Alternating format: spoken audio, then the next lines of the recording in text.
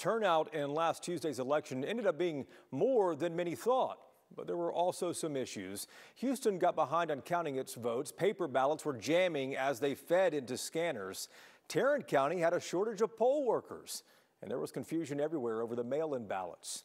So what needs to happen before November? Those are among the questions we had for Texas Secretary of State John Scott.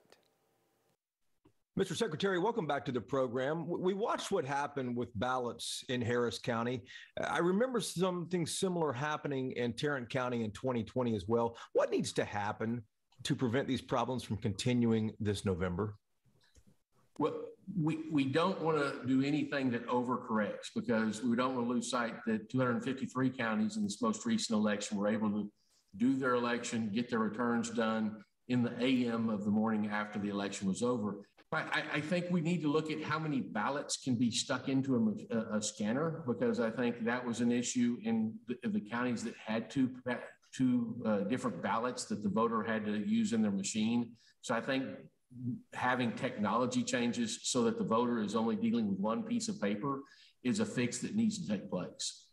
And Harris County specifically had, I think, 2 sheets of paper, the largest ballot in the state with so many offices down there. Is that what you're referring to as far as narrowing everything down to a single sheet? Jason, that's right. But they weren't the only county. So Tarrant County also did it. And I don't think they encountered the same problems at the same magnitude that the folks in Harris County. And so that's what we're looking at to find out, was it a training issue in Harris County, or was it a mechanical issue, that is with the machines or not, that they encountered? Should the legislature change the law giving counties more than 24 hours after polls close to finish their count? I don't, from a personal standpoint, I don't think so. I think that counties, 253 of them were done literally over a day earlier than Harris County was under its court supervision that allowed it to finally finish its counting. So when you have one outlier, and in history, I've not able to find anyone at the Secretary of State's office that ever remembers this actually happening in the way it happened down in Harris County. I want to ask you about mail-in ballots, too. We watched counties across the state, including Harris County, send back thousands of mail-in ballots because voters signed them, but they didn't comply with the new law and didn't add an identification number like the last 4 of their Social Security or their driver's license number. Do you have any idea yet how many of those were actually corrected by the voter and sent back in to be counted? So we don't yet. We'll know that after the votes are canvassed, but we're capturing that information.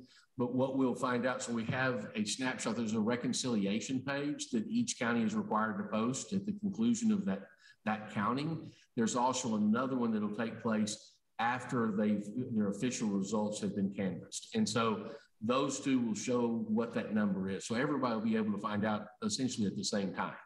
Mr. Secretary, this was the first big election after the voting laws were amended by the legislature. How did this one go? It appears to have gone swimmingly. We're just short of 3 million people who voted in this election. That's an increase from the 2018 primary of almost 20%, which is an incredible increase in numbers, an incredible increase in participation. So from that aspect, we're excited, because that's one of the things we hope for, is more Texans taking the time to go cast their ballot. We saw a shortage of poll workers in some counties. The parties recruited folks, but some of those folks who were supposed to work the polls were just simply no-shows.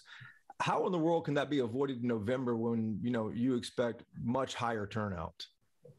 So I think there has to be a huge recruitment process that goes on by each of the counties. And I think that's something we're going to actively engage in with the counties, and would start right now to those viewers out there that have issues about voter integrity or election integrity, those viewers that have issues about voter access. I encourage each of those folks to volunteer, become a poll worker in your county. It's something that gives you a firsthand knowledge about what actually goes on a day-to-day basis. And most importantly, it helps the vital efforts of our democracy continue, because we allow for those votes to take place. Mr. Secretary, thank you for the time. Jason, thank you so much for having me.